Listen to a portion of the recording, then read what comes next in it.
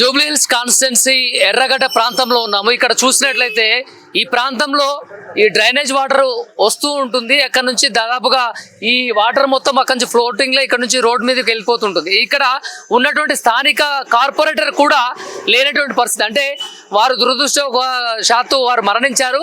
కానీ ఈ యొక్క బాధ్యతలు అంటే ప్రస్తుతం ఉన్నటువంటి ఏరియాలో ప్రాంతంలో ఉన్నటువంటి వాళ్ళ పరిస్థితులు కావచ్చు, బాగోగులు కావచ్చు, పరిసర ప్రాంతాలను శుభ్రం చేసే విధంగా జిహెచ్ఎంసీ అధికారులు స్పందించడం లేదు. జిహెచ్ఎంసీ అధికారులు కాకుండా ఇక్కడ ఎవరు కూడా పట్టించుకున్నటువంటి పరిస్థితి. ఇక్కడ చూడొచ్చు, చుట్టుపక్కల ఉన్నటువంటి వాళ్ళకి ఈ వాటర్ అంతా కూడా ఫ్లోటింగ్ వెళ్ళిపోతుంది. ఇక్కడ స్థానికులు కూడా ఇబ్బంది పడుతున్నారు. వాళ్ళు అడిగి తెలుసుకునే ప్రయత్నం చేద్దాం.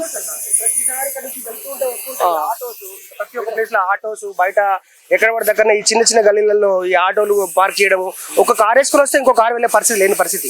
ఎంత దారుణంగా అంటే ఎర్రగడ్డలో ఉన్న రోడ్లన్నీ చాలా చండాలమైన రోడ్లు ఇవి. అంటే మీకు ఇక్కడ కార్పొరేట్ చనిపోయింది కదా, దీనికి అప్పుడు చనిపోతాం అంటే రాజు పడిపోతే రాజుగా పడిపోతా అన్న, రాజు పడిపోతే రాజుగా పడిపోతుందా? కాదు కదా. జిహెచ్ఎంసీ వాళ్ళకి ఏం కంప్లైంట్ ఇవ్వలేదు. ఎవరు కంప్లైంట్ ఇస్తారని ఎవరు చూసుకుంటారు? ఇట్లా రోడ్ మీద పార్క్ అది వాళ్ళు చూసుకోవాలి కదా. వాళ్ళు తిరుగుతుంటారు, వస్తారు, వాళ్ళు చూసుకోవాలి. ఎంత ఇబ్బంది తెలుసా? ఒకసారి టర్నింగ్ ఒక బండి తిప్పాలంటే ఎంత దారుణమైన పరిస్థితి తెలుసా?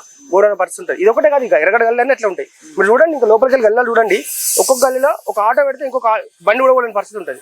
అంత చండాలమైన పరిస్థితి కూడా ఉంది. చూసుకోండి కొంచెం ప్లీజ్. Okay, thank you.